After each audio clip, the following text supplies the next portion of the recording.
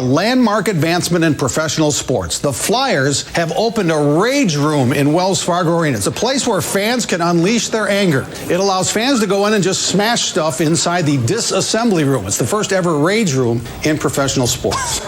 Okay, this is so strange because hockey already had a place where you can get your rage out. It's called hockey. I mean, it's a kind of crazy concept, but at least now we know how they destroyed al-Baghdadi's house. This is probably what it was.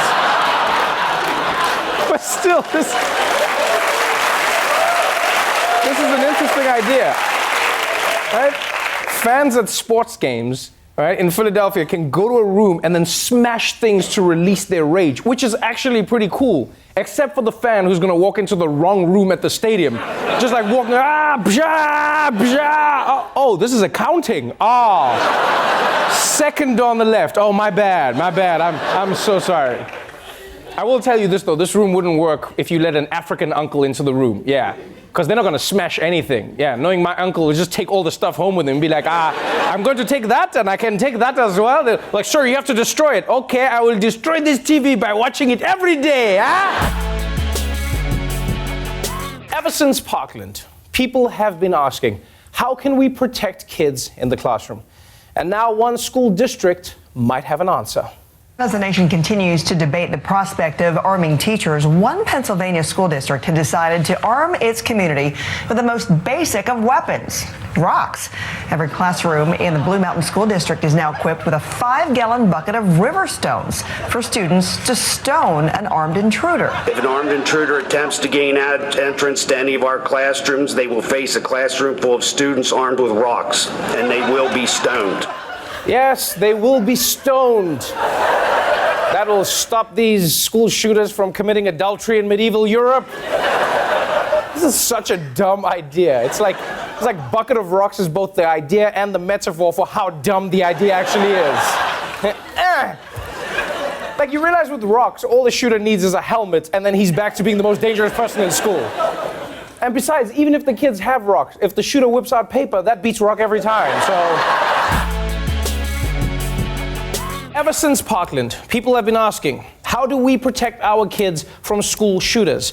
Right? A few weeks ago, we told you about a Pennsylvania school that was arming every classroom with a bucket of rocks. Because, I mean, hey, if it worked against saber-toothed tigers, then why not AR-15s, right? And now, another Pennsylvania school district has an idea. One school district's response to recent school shootings is this. They're arming teachers with mini baseball bats. The bats are primarily symbolic, but they are an option for teachers to use if they need to fight off an attacker. This is a tool to have in the event that we have nothing else. Okay, you know what? Just give the teachers guns. Give them guns. Give them guns. Because this is just embarrassing now. I mean, this is nuts, really? What? The principal was like, we want to protect the kids from school shootings, but all we have is Chuck E. Cheese tickets. What are we going to get? What do we get? There is a firestorm tonight over what happened 3 days ago at a Starbucks in Philadelphia, where the police were called in and 2 black men were arrested. This video, captured by a witness's cell phone, shows police talking and later handcuffing the men while they were waiting for a friend. The men wanted to use the restroom, but the manager said that per store policy, they couldn't since they didn't buy anything. When they wouldn't leave, she called police. How crazy is this? 2 men arrested for waiting to meet someone at Starbucks. You see, this here, this is why black people should always show up late. Yeah, if you're early, it's loitering. For our safety, black people, we show up late everywhere we go.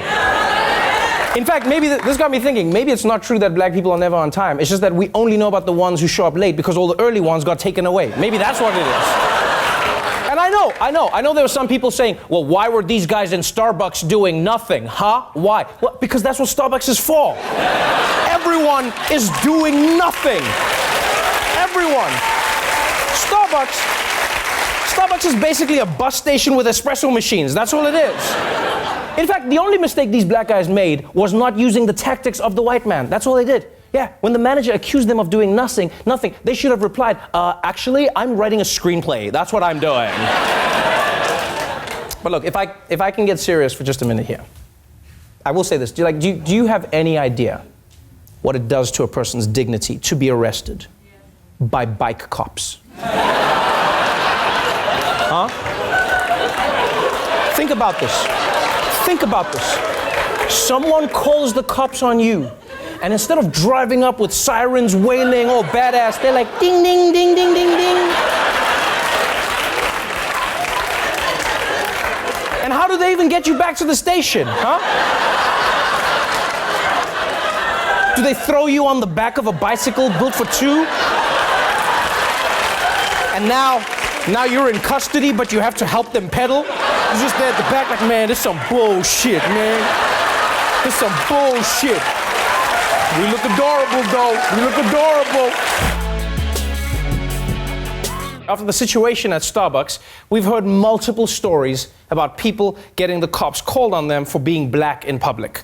But yesterday's story might be the craziest. 5 women claim that they are victims of racial profiling after they say the owners of a Pennsylvania golf course asked the group to leave the course. The women say workers at Grandview Golf Club kicked them out halfway through the game when the workers said that the women were playing too slow. Northern York County Police confirm authorities were called to the course Saturday afternoon, and at that point, the cell phone video confirms the club owners were telling the women to leave. Remove yourself from our premises in the next 5 minutes, please. Because the authorities have been called.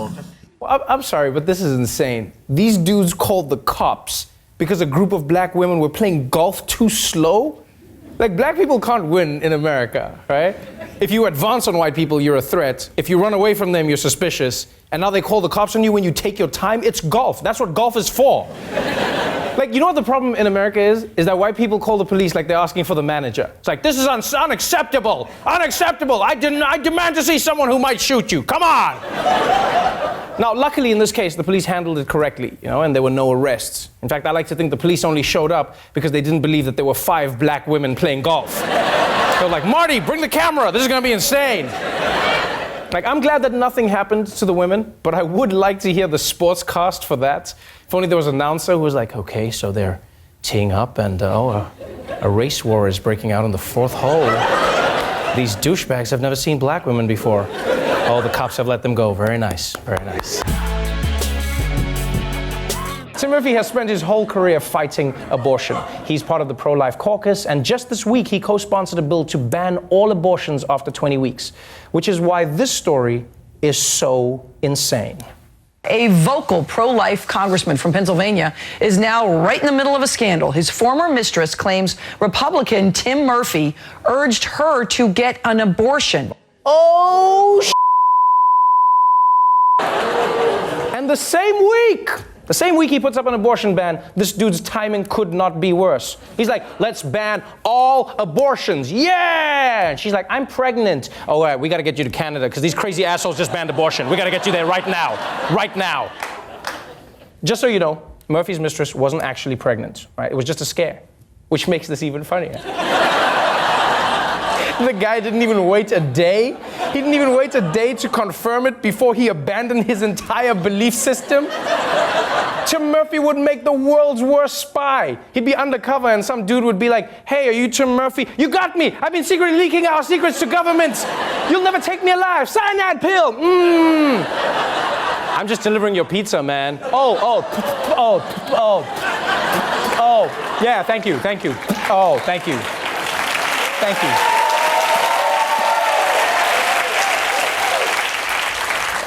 Whether you are pro-choice or pro-life, I think we can all come together to laugh at this man.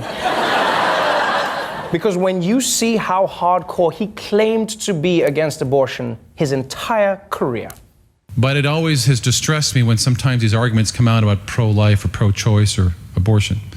That somehow because a person is only a man, he doesn't get to have input on that. There is no more humbling but prouder thing to do than to save a child's life. It is not just some amorphous cells there floating about, but these are real beings.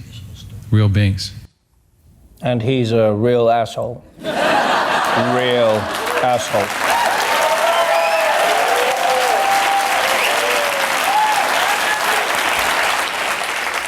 Oh, and if you're wondering, how on earth could someone say those things about abortion in public and then in private urge his side chick to have an abortion? Well, buckle up because his excuse is going to take you for a ride. According to the Pittsburgh Post-Gazette, in January, Murphy's alleged mistress, Shannon Edwards, texted him saying, "You have zero issue posting your pro-life stance all over the place when you had no issue asking me to abort our unborn child just last week."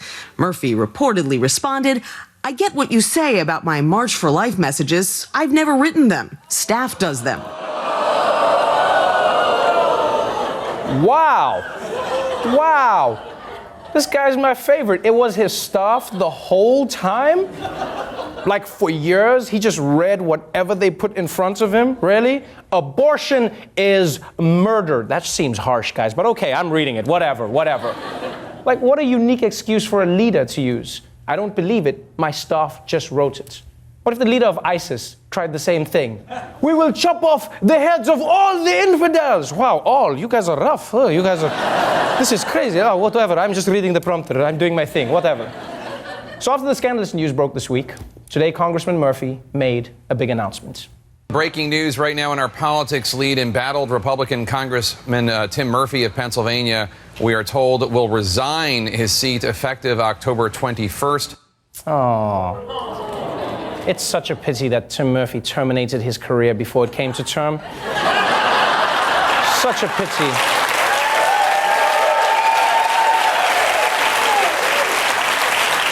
No, this is not a joke, people. This is real sad. Real sad.